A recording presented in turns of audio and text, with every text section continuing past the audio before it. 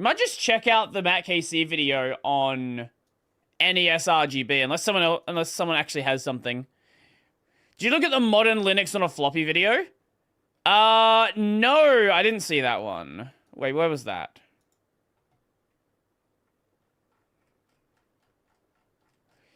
Oh, that one? I guess we can check that out. That's an option. How long is that video?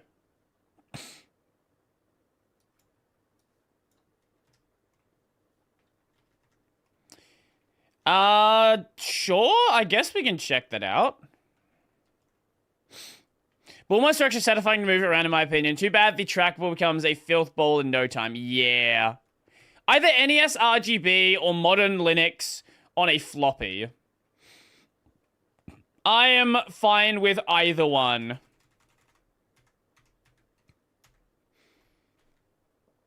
NES RGB? Okay, we do that one. Sure. It's Mr. Lego Man. If you see my video about why NES colors are never consistent, then... Oh, right, we did watch Matt's video on that. Yes, we did see that. Okay. And you know it doesn't work the way digital color conventionally works today. Yeah, it has like a, NTSC is magic bullshit. I don't fucking remember. Essentially, the NES's graphics system is built entirely around composite video. Even the colors developers chose were basically just values in NTSC. Yeah. Okay, So how then is it possible for an RGB mod to exist, let alone work really well? I would assume the same way emulators work, where they just pick a coloring system and then just work with that. And very possibly they might have like RGB mode options. Is that XP? Yes, that was XP. To know how modders were able to do it, we first have to take a look at this. It's the Nintendo Play Choice 10 from 1986, and it's basically an NES packed into an arcade cabinet. That's the cool. games are virtually identical, and you can even switch between them with a menu. Wow, it's like Nintendo invented the first ever drive. But if you look closely at the screen, doesn't that look remarkably sharp? No dot crawl or fuzziness that we've come to expect from our home NESs, instead it's all sharp lines and distinct pixels. Well, that's no accident. While the hardware in these was like 95% NES, the graphics chip, known as the PPU, is a slight variant which produced RGB instead of composite. They use this chip in a few other devices too, most notably the Sharp C1 TV, which likewise is basically a TV with an NES built in. This does mean Nintendo had to choose a palette to map the NTSC values to, and like all palettes, there's a lot of debate as to whether it's any good or not. Nonetheless, RGB is RGB. And sometime in the late 90s, people realized that with a few minor modifications, the PPU from a Play Choice 10 could be transplanted into an NES. Wired up to a Nintendo multi-AV port, it could make for a remarkably clean and seamless experience, though you would lose composite and RF output in the process. But the biggest problem with this approach is that there aren't a lot of these chips out there. To get one, you need to acquire a Play Choice 10 board, a VS Duck Hunt board, or Sharp C1, and sacrifice it for the privilege. And considering any one of those could cost you between $1,000 and $5,000, that is one expensive chip. Right. If getting RGB out of an NES was... I know there are these, like, modern HDMI converters, so I don't know if we're going to talk about that, or are we talking about actually getting it directly out of the console? It's going to be even slightly viable for the average hacker, it wasn't going to be by harvesting Play Choice 10s. There had to be another way. Well, what about cloning? Could we mass-produce RGB PPUs ourselves? Well, it is true that there have been several unofficial clones of the NES's CPU and PPU ever since, well hell, since the NES was still contemporary. These were largely used in devices sold in countries that Nintendo didn't have a foothold or, more importantly, a patent in yet. And you can still get these chips today for as little as $1 from AliExpress. Wow. However, all of these cheap clones are, well, cheap. Right. And they're known to exhibit all sorts of inaccuracies that you don't get on original hardware. Even if you could get a cheap RGB PPU clone, what's the point of playing on original hardware if you're going to introduce a bunch of emulation inaccuracies anyway? At this point, it seemed like getting RGB out of a stock PPU was nothing more than fantasy. That is, until late 2012 when NES Dev Forum member The Fox found a way. Ooh. Let's take another look at the Play Choice 10's PPU and a standard NES PPU side by side. I know, it's like trying to play a game of Spot the Difference, so let me highlight them here. On the PlayStation Okay. 10 one, you can see there are dedicated pins for RGB output, but on the Right. standard PPU, there are instead 4 pins labeled EXT0 to EXT3. Uh-huh. What are these for? Well, it turns out these pins are part of a PPU feature that never ended up getting used. It was theoretically possible to wire up 2 PPUs together for double the graphics. The idea was one PPU set to output mode could generate an image and output it pixel by pixel through its EXT pins. Then a second PPU set to input mode could receive the image through its EXT pins and draw additional graphics on top of it. In theory, this combination Okay, so they added the possibility of video compositing? I wonder what they were thinking of. I wonder if that was just like there in the design because it just happened to have some extra pins, or if they had some intentions they just never actually used.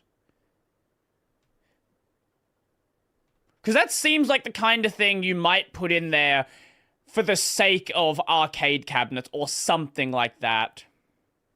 could have produced graphics with And I guess it did end up being used for the RGB pins anyway. more complexity than a single PPU on its own. Probably cost. No, I know that like they didn't use it because of cost, but I'm curious why it would have been there in the first place. However, we don't really have any examples because Nintendo never shipped any hardware with this configuration. But if you think about it, these pins effectively provide a clean digital video output from the NES's PPU. There's just one snag. This data still isn't in RGB or anything we could immediately use. The data is in 4-bit palette indexes. This makes sense. I mean, if you were using these pins for their intended purpose, the other PPU would be working with palettes too. So yes, we do get data pixel by pixel, but So if you were then able to get the palette data out, you could then do something useful with this information. we still don't have enough to complete the image. Somehow we need to figure out what palette the PPU is using at any given time. What the Fox did was he basically put an FPGA between the NES CPU and PPU, mostly passing the data along but listening for whenever the game sets a palette entry. This means at all times it has its own copy of the palette, and more importantly can now make sense of the values coming out of the PPU's EXT pins. Maybe in a dev console? Almost. I feel like by now we would have seen like, because NES dev kits, I believe, like, people know about those. I believe if it was anything like that with a dev kit, I assume we would know by now with the NES. The values coming out of the PPU's EXT pins. Well, almost. There's one more snag that I haven't mentioned yet. The NES actually has 2 palettes, one for the background data and one for the sprite data. Right. Both of these palettes have 16 entries, which each fit perfectly into 4 bits, or in this case, the 4 EXT pins. But there's one bit of information that's missing. How do you know whether a pixel is using the background palette or the sprite palette? Well, the short answer is, you don't. This was an intentional limitation of the dual PPU paradigm. The receiving PPU would put the whole image into its background layer, so it could only have one palette anyway. There was no need to know what palette. Right. Yeah. If you're compositing, it doesn't matter. It doesn't matter what the other image is doing. What the sender was using. But obviously for our very unintended use case, it's a bit of a roadblock. So how did the Fox manage to get around this? Well, he ended up finding a trick that was equal parts hacky and brilliant. If you were listening to commands, would if you're like directly from the CPU, would the CPU not indicate if it was background or foreground? I don't know. I would assume To it would. recap, the final image is composed of palette indexes output by the PPU that the FPGA then matches to colors it received from the CPU. Sure. So while you might think we just pass the same palette entries along to the PPU, we don't actually have to because all we're taking from the PPU are the palette indexes. We don't care about the PPU's composite output because the FPGA is the one producing the final image. So we can send the PPU completely different colors, like all black for the background and all white for the sprites. As long as the palette indexes remain the same, we can match them up to the right colors later on. The result is the PPU ends up making an image that looks like this. Sure, you wouldn't actually want to play it like this, but what we've made here is pretty much a perfect map of what pixels are part of the background and what pixels are part of the sprites. We've effectively encoded that final bit of information into the PPU's composite video output. And all the FPGA has to do is look at that to know exactly what palette to use on each pixel. Aha! This crazy trick actually works really well. With this, we have everything we need to reconstruct a pristine digital image, which we can then output to whatever we want. The Fox's prototype actually used VGA, and he did originally plan to turn it into some kind of It's from a while ago. product, but sadly he never ended up getting the time to realize it. Ultimately, it didn't take long for another NES Dev Forum member, namely VileTim, who in real life goes by Tim Worthington, to figure out what the Fox had done. 9 months later, the NES RGB was a product, taking all of the same principles and outputting S-Video, RGB, and component. Today it has a few more comfort features, like a new audio circuit with significantly lower noise than the one in the NES, and regular composite output for consoles like the Famicom and Top Loader, which usually only output RF. Once again, moving the NES into RGB means deciding on a palette, and the NES RGB leaves it up to the user. The most recent version has 6 to choose from, and allows you to wire up a switch or wire up the controller buttons to cycle through them. This makes it easy to select whatever palette you like most for each game, or hell, even different sections of each game. You can also switch the mod on and off if, for whatever reason, you need the regular composite and RF feedback. So this mod isn't just cheaper than the old PlayChoice 10 mod, it's also a little better too. Not only do you not have to butcher old hardware, you also don't have to put up with its controversial palette or lose any of the NES's original outputs in the process. So why don't we install it and give it a try? There are plenty of installation guides out there on YouTube, so I won't bore you with the details. I'll just summarize that if you want to check this mod out for yourself, you'll want to be fairly experienced with soldering, since there are a few pretty major challenges you'll have to deal with. First is desoldering the original PPU from the board. This is necessary to put anything between the PPU and the CPU, but desoldering can be tough, and I wouldn't recommend it for beginners or anyone without the proper tools. I have a desoldering pump that makes short work of the PPU's 40 pins, but it's a little expensive if you don't do stuff like this regularly. Another is that the NES motherboard has 2 capacitors that will be in the way of the NES RGB. You have to heat up the legs and bend them down flat so the new board can sit in place. Finally, even once the board is installed and you have all the outputs you want wired up, you still have to figure out where you want the new plugs to come out. There are no free gaps on the NES case anywhere, so generally you're going to have to drill or cut your own. This does allow for some creativity. I've already mentioned a lot of people wire up to a Nintendo multi-AV port, the same port used on the SNES, N64, and GameCube. Out of the box, the kit comes with these plugs, with the idea that you'll drill through the case to mount them. There's nothing wrong with this, but what if you don't want to make any additional holes? Well, in theory, you can replace the NES's built-in ports, if you don't mind sacrificing lowly RF, but since all of the ports are part of the same power/RF module, to replace one, you kind of have to replace the whole thing. Still, this clean approach really appealed to me, so I figured if we have to replace the whole module, we may as well go all out. Why not replace it with a board that not only gives us S-Video and component, but also lets us run the whole NES off USB-C. Oh wow, that's cool. Installing this was a whole project in and of itself, so if you want to see more of that, check out this members-only bonus video by clicking the link up here or in the description. Anyway, once you've figured all that out, the resulting picture looks amazing. Once again, I'm using the component output here, which quality-wise is practically equivalent to RGB, and I mean, you can tell, this is hands down the best quality I've ever seen come out of an NES. I don't wear glasses, but I imagine this is what it feels like putting them on. That's pretty If you hook sick. this up to a monitor, it doesn't even look like real hardware, it just looks like an emulator running in full screen. The most accurate emulator in the world. But as amazing as this is, at the end of the day, a hack is a hack. And there was no way we were going to get away with it with 0 consequences. There are a handful of minor, but known issues with the NES RGB that you might want to consider before going all in with installing it. While many of them have been fixed by newer firmware updates, some are simply inherent to the way the mod works.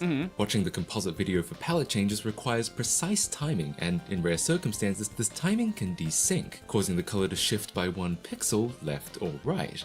This is not common, I've certainly never seen it on my NES, but it has been known to happen and may require additional timing circuitry to fix. Additionally, some games use undocumented PPU functionality that manages to trip up the NES RGB.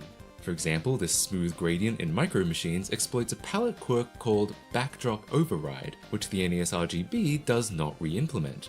As such, with the mod installed, it becomes a boring flat color instead. Right. Here's another infamous example. An obscure RPG known as Arkista's Ring tries to read from the PPU in a way it isn't supposed to. With the PPU on its own, this value This is such a common thing in old hardware. Like, There are so many cases. You know, a really good example. Was it the first Tony Hawk's Pro Skater game? I think it might be in the first one. Where they released it. Was it the first one or was it the second one? It was on the... No, maybe it was the second game. Tony Hawk's Pro Skater 2.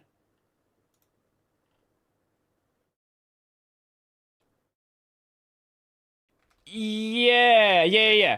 So... They released, on the PS2 version, they wanted to do, like, multiplayer, but they released it before the Sony networking functionality was actually, like, before the Sony network was available. So what they ended up doing was basically allowing you to plug in any regular modem gear into the console, and then just play online like that, which is not a thing you would have happen with a modern console with the kind of, you know, sandboxing that happens in like modern game development. But with stuff like this, you had direct access to the hardware and you could do really stupid shit. Always 0, but since the NES RGB modifies the data going to the PPU, the value becomes 1. The game doesn't expect this and ends up soft-locking after a handful of levels. Oops.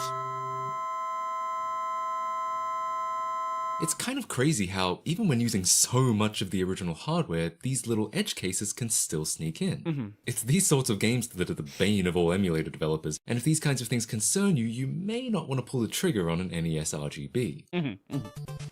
That being said, rest assured that these issues are quite rare, and for the games that most people are most likely to play, the mod does exactly what you want. This is why I just... Who knows? Maybe I get the people really like legacy hardware, playing on original hardware. I'm more than happy playing on an emulator, because I don't have to deal with problems like this. Yeah, most of the Tony Hawk's games had RCEs or VM escape stuff. A lot of them were used in console hacking because you gotta love it. Maybe in future revisions these issues could be solved too. Now, I'm sure for a lot of you the composite artifacts are part of the nostalgia, and I do get it. I mean, I'm still playing on a CRT for God's sake. But there is something I really like about seeing the image so crisp while still retaining a little old school charm. Today, an NES RGB kit sells for about $100 US, plus another 20 if you want the component output. Definitely not cheap, but pretty normal for something based around an FPGA. Sure. That being said, there is a cheaper clone from China called the Lava RGB, which you can get for about half that on AliExpress. I haven't tried it myself, but it looks like a worthy contender. Okay. While early versions lacked certain features like switching palettes and only supported NTSC consoles, the newer 2.0 version seems to no longer have those limitations. However, as you might expect from a Chinese clone of anything, there have been concerns raised about the quality of its hardware, so keep that in mind. Speaking of alternatives, there is also the high-def NES HDMI board, which does exactly the same thing, but outputs HDMI instead of analog. That's cool. Like I said, once you've got a digital image, you can pretty much do whatever you want with it. This is obviously the most convenient option for playing on a modern TV or monitor, and it has an incredibly comprehensive set of features to help you modernize your NES. Everything from smoothing modes, scan lines, switching resolutions, aspect ratios, and even overclocking the CPU. There's a lot here, and as such, this mod costs more than double what the NES RGB. I cannot stand smoothing mods for old games. I'm not the kind of person that obsesses over like scan lines, for example. When I play an old game, if I'm playing it on a modern device, I want to see the pixels. I cannot stand smoothing. I've never found it never looks good. It's always gross. Everything is round even though it's not supposed to be. It's just not good. He does, when you could get them. Yeah, supposedly this mod relies on parts that are no longer being produced, and while there are plans to redesign it around parts that are, this hasn't happened yet and there's no current estimate for when it will. Honestly, while I definitely see the appeal and hope they come back into production soon, I'm a bit too much of a purist for it. Not enough of a purist to put up with only composite and RF, but enough to feel the NES is best played on a CRT. Both of these options have been around for a long time, and by this point are tried and true, but in the last few years there have been newer approaches that aim to fix their shortcomings. Mods like the RGB Blaster and PPU Digitizer use a different approach altogether. Okay. These newer mods don't sit between the CPU and PPU anymore. Instead, they closely monitor its address and data lines with precise timing to determine exactly what it's doing on each pixel, from which it too can effectively reconstruct the image. Okay. This makes it significantly easier to install since you no longer have to desolder the original PPU. In fact, in the case of the RGB Blaster, it can do it all with the signals exposed on the cartridge slot. Oh, This does that's make cool. it virtually impossible to use on the front-loading NES since the video output now I feel like this might be a problem with availability. I feel like it might be difficult to buy this one right now. comes out of the cartridge, but that doesn't mean people haven't tried. And since they don't have to modify the data going to the PPU, they theoretically have an edge in accuracy too. At least games like Arkista's Ring won't have a problem anymore. In practice, there are still games that seem to trip them up for whatever reason. Oh, But hey, these are both still relatively new, so maybe these will get fixed in a future firmware release. And those aren't the only ones rethinking how to get RGB out of the NES. With the advent of modern FPGAs and reverse engineering techniques, there are complete PPU replacements that are huge improvements over those cheap clones from the 80s and 90s. The RGB 2C02N from NX Labs is a complete PPU replacement with RGB outputs, whose party trick is that it can double the sprite limit, reducing or even eliminating the infamous flickering on many NES oh, games. that's cool. Unfortunately, there are quite a few NES RGB features it doesn't have. For example, it only outputs RGB, though I think it might have a VGA mode too. But no S-Video, no component, or any of the original composite or RF outputs, which might be a little inconvenient depending on what screens are available to you. And it has at least one known bug that breaks a small number of games. It's also only available in Japan, meaning unless you happen to live there already, you'll need a friend or service to forward it to you. Still, some people swear by it, calling it the gold standard of RGB mods. But even more recently, another RGB If it's coming out of Japan, I wonder if it has, if any of the bugs are related to it being made for the Famicom. I don't know what porting was like, if it was just like translation, or if there actually were physical differences in the chips between the Famicom and the NES. I could imagine there might have been, purely based on, you know, availability of hardware. PPU clone has appeared on the scene. The PPU Lite from Andre K is a no-frills re-implementation that's completely open source and claims to be highly accurate while using the cheapest possible parts. It's actually based on the NES RGB design, to the point that with some minor rewiring and reflashing, you can actually build one out of an off-the-shelf Lava RGB. That's cool. It's kinda ironic that the FPGA we're using to merely read from the PPU is actually powerful enough to do its entire job. And yes, this too provides a wide selection of outputs and palettes to choose from. This is still very new and hasn't been widely tested yet, but if it's as accurate as it claims, it could indeed become one of the best ways to get... Is the studio? I think it is.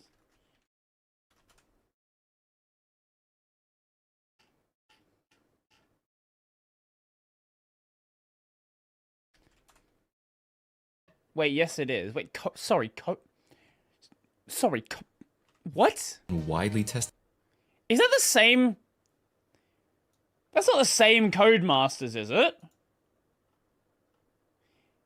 Yes, it is. What the fuck? Wait, I didn't know Codemasters was around that long.